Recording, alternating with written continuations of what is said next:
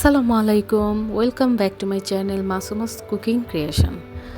আজকে চলে আসলাম আপনাদের বিজি লাইফকে ইজি করার জন্য, অর্থাৎ কর্মব্যস্ততার জন্য যাদের হাতে একেবারেই সময় থাকে না সকালের নাস্তাটা তৈরি করতে। আজকের রেসিপিটা তাদের জন্য। সকালের নাস্তার কথা মনে হলেই চলে আসে পরোটার কথা। পরোটা মেকিংয়ের জন্য এখানে আমি একটি বোল নিয়ে নিয়েছি। বোলে আমি 3 কাপ ময়দা নিয়ে নিয়েছি। আপনারা চাইলে পরোটাটা আটা দিয়েও মেক করতে পারেন। আমি এখানে ময়দা ইউজ করেছি।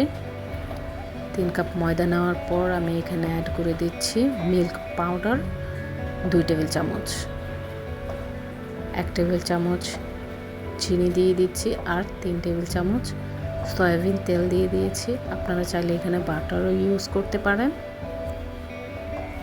আর দিয়ে দিচ্ছি হাফ চামচ লবণ। সবগুলো ইনগ্রেডিয়েন্টস একসাথে ভালোভাবে মিশিয়ে নিতে হবে। মেশানোর পর আপনারা মুঠো করে দেখবেন, যদি একসাথে মুঠো করা যায় তারপর প্রেস করে ভাঙে তাহলে বুঝে নেবেন আমার মেশানো হয়ে গিয়েছে। তারপর এখানে অ্যাড করে দিচ্ছি কুসুম গরম পানি, খুবই হালকা কুসুম গরম, যেন আপনি হাতে সহ্য করতে পারেন। বেশি গরম দেওয়া যাবে না, এতে করে পরোটাটা খুবই সফট হয়।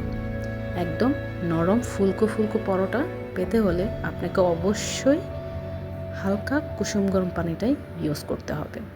দেখতে পাচ্ছেন আমি সবগুলো একসাথে ডোটা রেডি করে নিয়েছি। তারপর সবশেষে হালকা সয়াবিন তেল দিয়ে আমি আবারও মেখে আমি ঢেকে রেখে দিয়েছি একটা সাইডে আধা ঘন্টার জন্য।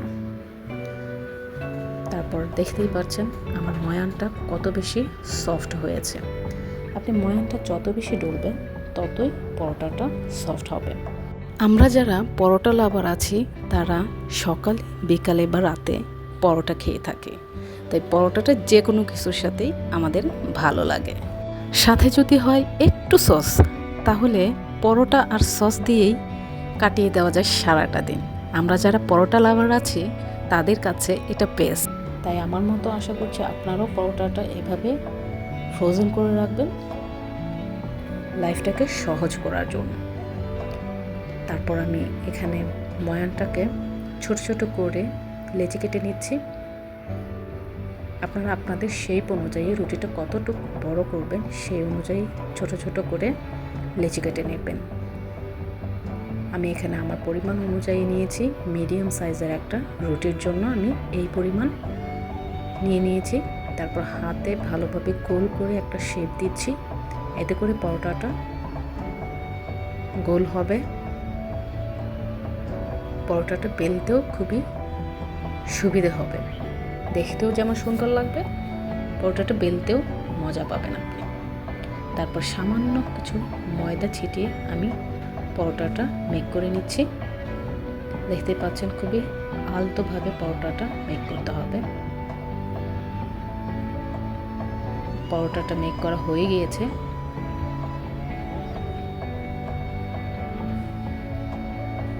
তারপর এখানে অ্যাড করে দিচ্ছি সামান্য সয়াবিন তেল। সয়াবিন তেল দিয়ে আমি রুটিটার উপর ভালোভাবে প্রেস করে সবটা পরোটাতে দিয়ে দিচ্ছি। এতে করে পরোটাটা ভেতরটা যেমন নরম হয়, বাইরের দিক থেকেও ফুলকো হয়। তারপর সামান্য ময়দা ছিটিয়ে আমি স্কোয়ার শেপে ভাঁজ করে নিচ্ছি। আপনারা চাইলে বিভিন্ন শেপে পরোটাটা মেক করতে পারেন। আমি সবগুলো পরোটা স্কোয়ার শেপে রেডি করে নিচ্ছি, কেননা স্পেশালি আমার কাছে স্কোয়ার শেপে ভালো লাগে পরোটাটা। আপনারা চাইলে সার্কেল করতে পারেন, বিভিন্ন শেপে করে নিতে পারেন। আমি আবারও আরেকটা রুটি মেক করে নিচ্ছি। রুটির মাঝখানে সামান্য তেল আর এইভাবে ময়দা ছিটিয়ে দিলে রুটিটা ফুলকো ফুলকো হয়। দেখতেই পাচ্ছেন আমি আবারও সামান্য তেল দিয়ে দিচ্ছি প্রেস করে, তারপর সামান্য ময়দা ছিটিয়ে দিচ্ছি। বেশি দেওয়া যাবে না, এতে করে রুটির স্বাদটা নষ্ট হয়ে যাবে।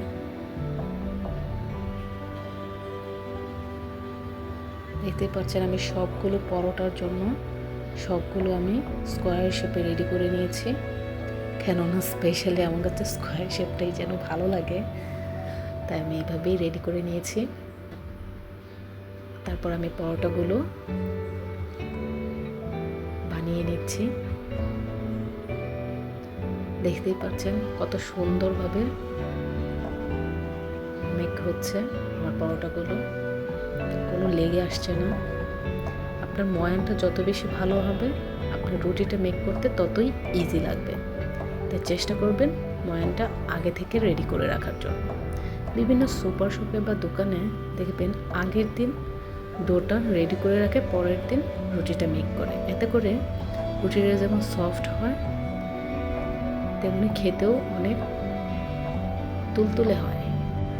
সকালে বা সন্ধ্যার নাস্তায় চায়ের সাথে পরোটাটা বেশ জমে যায়। এই রেসিপিটা অনেকেরই পছন্দ, চায়ের সাথে পরোটা। তাই ইনস্ট্যান্ট পরোটাটা আপনারা ভেজে নিতে পারবেন যদি এইভাবে ফ্রোজেন করে রাখেন পরোটাগুলো। আশা করছি আমার পরোটার রেসিপিটা আপনাদের কাছে খুবই সহজ লেগেছে।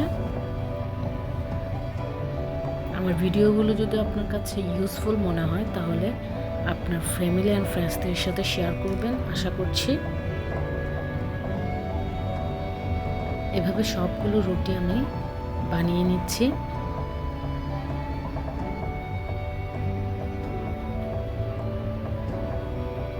দেখতেই পাচ্ছেন বেশি মোটাও রাখিনি আবার বেশি পাতলাও করিনি। এভাবে আমি সবগুলো রুটি বানিয়ে নিব। বানিয়ে নেওয়ার পর চুলায় একটি তাওয়ায় আমি রুটিগুলোকে হালকা করে ভেজে নেব। রুটিটা সবসময় মিডিয়াম আঁচে ভাজতে হয়, এতে করে রুটিটা ভিতরে কাঁচাও থাকবে না, আবার বাইরের কালারটাও সুন্দর হবে। আর অবশ্যই পরোটা ভাজার সময় তেলটা যদি একটু বেশি দেন পরিমাণে তাহলে পরোটার কালারটা সুন্দর আসে। তাই আপনারা চেষ্টা করবেন তেলটা একটু পরিমাণে বেশি দিতে। কম তেলে পরোটাটা ভাজলে অনেক সময় শক্ত হয়ে যায়, তাই এটা অবশ্যই খেয়াল রাখবেন।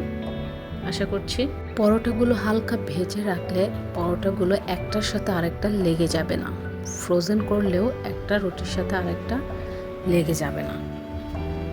তাই পরোটাগুলো ভেজে রাখলেই ফ্রোজেন খুবই সহজ। আশা করছি ভিডিওটি ভালো লেগেছে। Don't forget to subscribe to my channel. দেখা হবে ইনশাআল্লাহ নেক্সট ভিডিওতে। Till then, stay happy, healthy and connected to my channel. Allah Hafiz.